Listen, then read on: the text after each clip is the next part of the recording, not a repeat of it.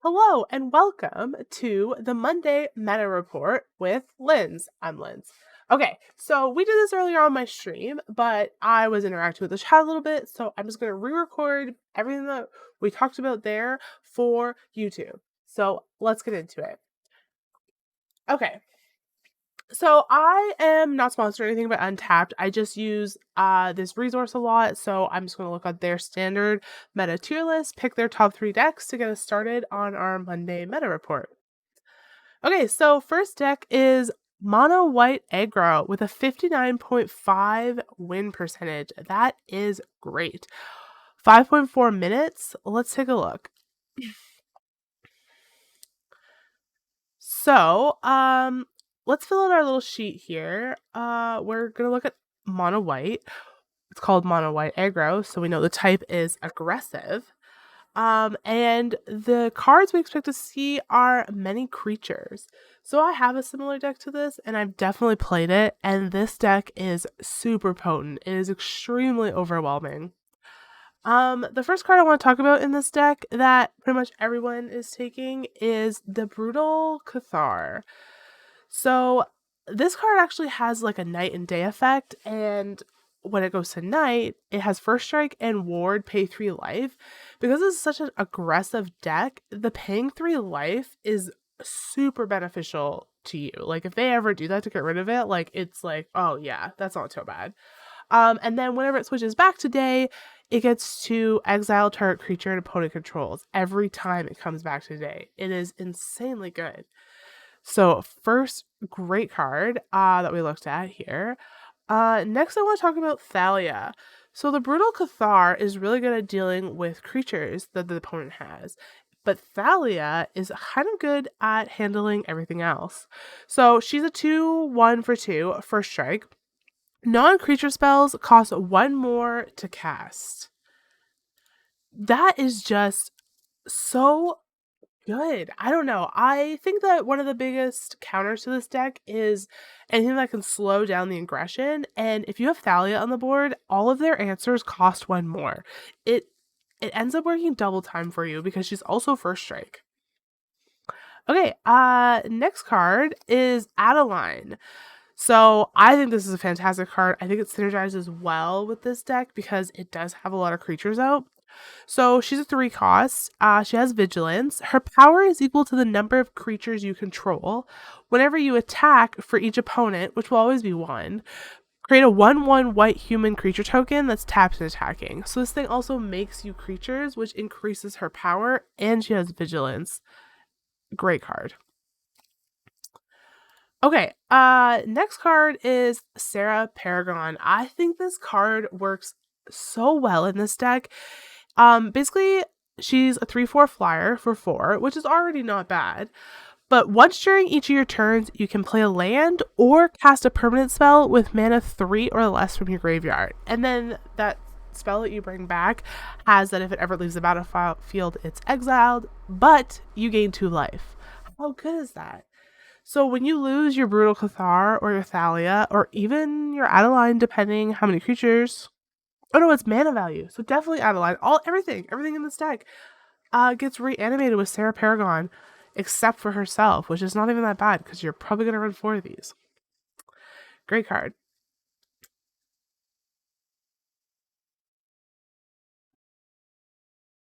Okay, and the last thing I want to look at is the Intrepid Adversary. So this is a 2 cost for a 3/1. When Intrepid Adversary enters the battlefield, you can pay 2 mana any number of times. When you pay this cost 1 or more times, put that many Valor counters on him, and then creatures get +1/+1 for each Valor counter. So looking at our lineup here, giving our first strike creatures like that Brutal Cathar, it would be even better when it's in its nighttime mode, because giving +1 or +2 to a 3/3 first strike, that's insane. Yeah, this card on turn 4 and 6 does work when you drop that and buff all your creatures, especially because you have a ton of them with all the low cost creatures that are in here. Hopeful Initiate, the Hotshot Mechanics. We got 1-drops, 2-drops that can gain Indestructible. So it works really well at buffing them. Okay, so the strategy of this deck is to overwhelm with creatures and use the Brutal Cathar for removal to make sure that they can't get in to stop your attacks. I think the counters for this deck are control and removal and things that can exile creatures. So, if you've ever played against a red deck, you probably know, I'm just gonna pull this up really card. Kumano. You probably know this card. Okay. Kumano Faces of Kakazan. So this card's great, but once the Saga hits the 3rd tier, it turns into the Etching of Kumano, which says that if a creature dealt damage this turn by a source you controlled would die, exile it instead. So if you're playing a deck that has this card and they're like lightning striking your weeding characters or play with fire, like there's a bunch of removal running in these red decks. So if they're doing that to you, these cards are going to exile. I think that's a really decent counter for this deck because you won't be able to reanimate them with Sarah Paragon if they're going into exile. There are a bunch of cards that exile in the game, and I think that's really something that hurts this deck. Also, board wipes. Board wipes when you have a bunch of creatures and they're all buffed and ready to swing and you get board wiped. Even with Sarah Paragon, you have to slowly rebuild your board back. So that also really slows down the aggression and I think can shut this deck down. Okay, so next on this standard meta tier list is Celestia Enchantments. I love this deck. I think this is one of my favorite decks to play right now. It also probably is my highest win rate. Okay, so let's fill out this deck. So this is Celestia Enchantments. This is a mid-range deck. So it does best around the turn 5 to 6 is when it's starting to like ramp up. Turn 7's probably a lethal turn for you. Maybe turn 8. So very mid-range deck. The cards we're gonna see are, of course, enchantments. So the first card I want to look at is Cammy. So I think this card is a huge staple in this deck. So first off, it's a 2/2 for 2 with Trample, which is already okay, especially if you're buffing it anyway, right? Something with Trample is fantastic.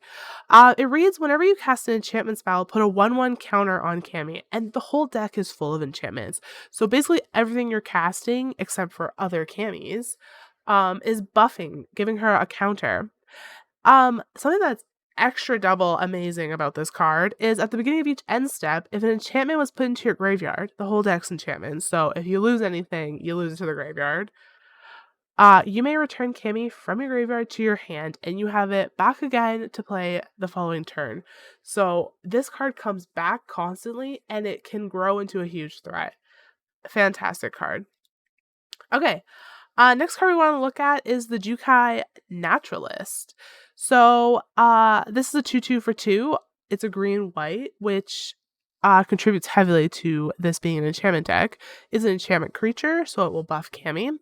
Has lifelink, which shuts down other aggressive decks, like Mono Red has a really hard time with lifelink. Gruul Aggro has a really hard time coming back from lifelink. Enchantment spells you cast cost 1 less to cast. That is unreal. You're dropping things like Borrow Time for 2 mana. You're dropping things like the Saga that buffs everything. You're also, I don't see it in here, but another removal that people sometimes run um is the Circle of Confinement, which removes anything that's 2 mana or less. So that comes in for 1 mana. So it's just really good up in this deck. Okay, next we're gonna look at the Weaver of Harmony. So this is another enchantment creature. Other enchantment creatures you control get +1/+1. So that would include our Naturalist. That also will buff our Spirited Champion. Um Yeah, great. But what makes this card so good is the active. For 1 green mana, copy target activated or triggered ability you control from an enchantment source and choose new targets for the copy.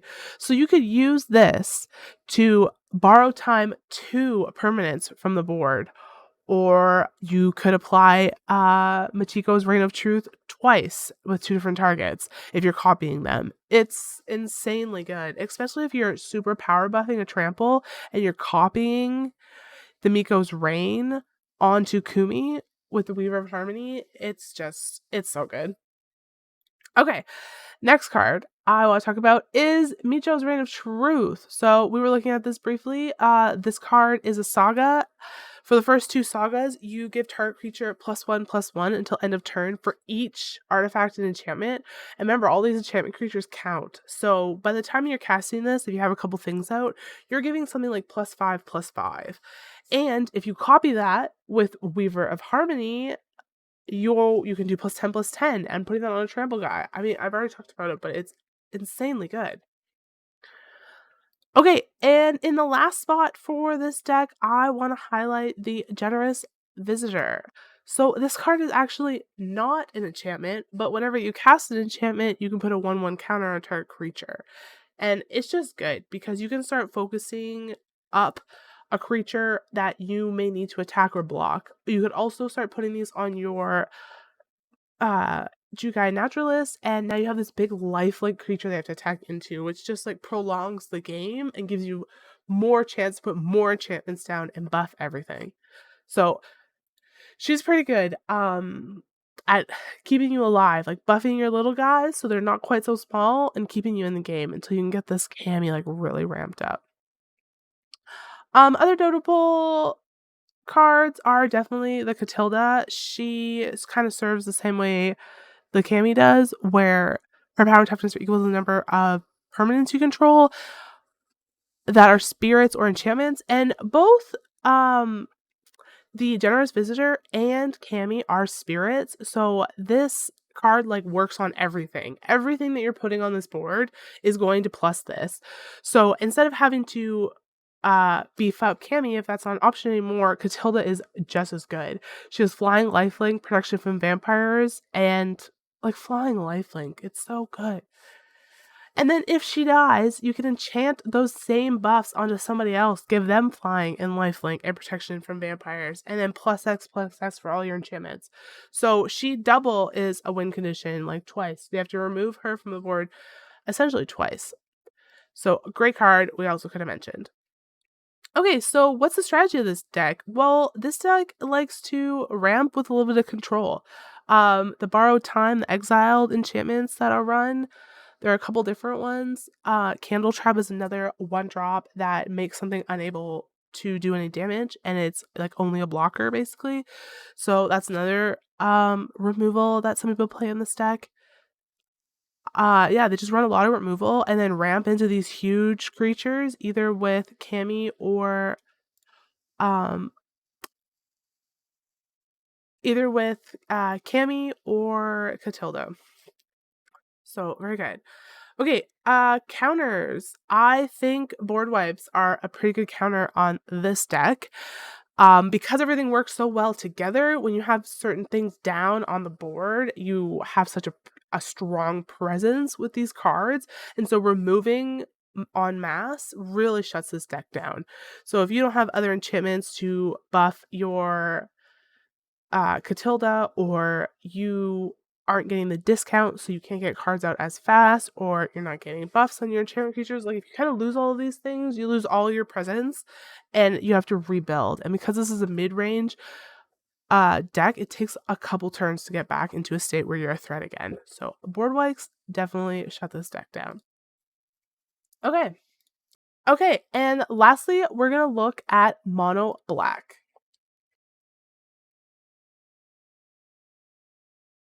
Okay, so let's fill out a little sheet here. So we're gonna look at mono black, which is an aggressive deck. We're gonna expect to see creatures and control in this deck. And the first card I want to highlight is what I consider to be the very best card in the game. There she is. Shieldred the Apocalypse. This is a 4/5/4/4 with Death Touch. Right there, that's a decent card. Whenever you draw a card, you gain 2 life. Whenever an opponent draws a card, they lose 2 life. This card will win you the game. The second you get this down, they have to have hard removal for it, get it out of there, or they're like on a clock because they are going to drain 2 life from this creature regardless of anything they do. They have to draw at least 1 card a turn. And if you're playing against decks that have multiple ways to draw, it really hurts them to try to dig for something to deal with this. And it also prolongs your life by giving you 2 life every time you draw a card. Just unreal. People don't want to attack into this because it's a 4/5. And when you attack, you're going to kill absolutely everything. You have to attack with at least 4 creatures if you want anything to survive, because you just have to do 1 damage death touch to everything. And then the gaining and draining life is just an insane mechanic. Okay, best card in the game. Easy. Okay, the next card I want to look at is the Tenacious Underground. This is just like a high value card in my opinion. Okay, so it's 2 mana for 3/2. And just like that, it's like okay at best, right? Well, it has a blitz, and for 4 mana and 2 life, which isn't too much of a concern usually because you're gaining life from the apocalypse or you have plans to gain life. So using a couple life to use this isn't so bad. And you get to bring it back for the turn. It'll go away at the end of the turn and attack with it. 3 damage if you can get it through, because there's no point in blocking it since it's gone anyways. And when it dies, you get a card, draw a card. So it is draw power in your deck as well. So it's aggressive. It has a reanimate thing that you can do on repeat. You can blitz it every turn if you want. You'll be losing 2 life, but you're hitting them for 3 potentially. Pretty high value card. Okay, the next card I want to look at is Liliana of the Veil. What a beauty. So this is 3 cost, 3 Planeswalker. She is most notably used to have target player sacrifice a creature, her -2. This is just fantastic removal. With the other spot removal that is in this deck, the cut downs and the Infernal Grasps, you can cut down her little creatures, Infernal Grasp, other things, and then have people sacrifice their last remaining big creature. It's just another way to remove, and it's pretty consistent. You would think that sometimes they have a bunch of little creatures. It just doesn't happen as often. Like I feel like I get a lot of value out of that sacrifice. And then her +1 is each player discards a card, which is really good to get cards out of their deck. If you're further along in your hand and you've kind of played all your aggressive cards down, you can have them start discarding. And then her ultimate is -6, and you can separate all permanents, that includes lands, into 2 piles, and the player has to sacrifice one of those piles. So you immediately get to half their lands and half whatever permanents they have left. So fantastic card. Okay, the next card I want to look at is Invoke Despair. So this is basically a mono black only card, just because it costs 4 black mana and then the 5th colorless. What this does is it has target opponent sacrifice a creature. If they can't, they lose 2 life, and you draw a card. Then repeat this process for an enchantment and planeswalker. So this is a board clear method. You get them to get rid of a creature, an enchantment, and a planeswalker. And there's a lot of decks that run planeswalkers and enchantments, so you get a lot of value out of those things. And if they don't have them when you want to cast this, you drain them for 2 life and you get to draw for each time they can't sacrifice. So it's a board wipe, it's draw power, and it's drain. It's fantastic. One of the best cards in the game, I would say too. Like I think this mono black deck is really strong. Okay, and the last card we're gonna look at is Infernal Grasp. And that's just the spot removal. It's something you're definitely going to see in all these black decks. You do have to lose 2 life for 2 mana to be able to destroy target creature, but with the gain that you get from the apocalypse, it's not too bad. Okay, honorable mention here is definitely the Graveyard Trespasser. So this is a 3/3, and you can exile things from the enemy's graveyard, and you gain life and drain life when you do that. But there are so many decks that are reanimating. Remember, we looked at that mono white deck where Sarah Paragon is reanimating a bunch of small creatures. Well, if you have the Graveyard Trespasser out, you are going to shut that down and start removing those creatures that they want to reanimate, and they're in exile. They cannot get them back. And then it also turns into a 4/4 with the ward on in both phases. So it's just really good. It's hard to get rid of. It counters anybody who reanimates from their deck, and it's just good value for 3. Yeah, so this deck strategy is definitely control until the creatures can whittle you down, or the apocalypse just drains you. So they definitely do a lot of removal in this deck with the sacrifice, with a different sacrifice, with straight removal. Um, yeah, definitely controlling your board state is one of the specialties of this deck. So what do I think a counter is? I think that blue with either black or white control. I think like blue control decks do well here. Um just because they can have answers at the right time. They're not going to have a lot of things to sacrifice, and taking like a couple life here and there isn't going to necessarily like win you the game. So a blue deck that can bounce up the apocalypse and counter it or exile it or wipe this board or all the things that control decks can do with either the white or black is really leaves you with just a bunch of weenies, right? And if you just have some 3/2s and 3/3s, and they can probably get a big blocker down or control those off the board as well. Like I think there's just like key things in this deck that if you can counter them and avoid them, like the apocalypse, like the veil, like even the Invoke Despair, there's not a whole lot left for this deck to do. Especially if you're not running a ton of creatures yourself, which a blue deck is not likely to do. Okay, so that was our Monday meta report. I used Untapped GG standard meta tier list to pick our top 3 decks, but next week we will use a different resource and take a look at some other decks. I did notice that not all the resources I use to check up on the meta are listing decks in the same priority, so we will definitely take a look at some of the other highly rated decks. Thanks for tuning in.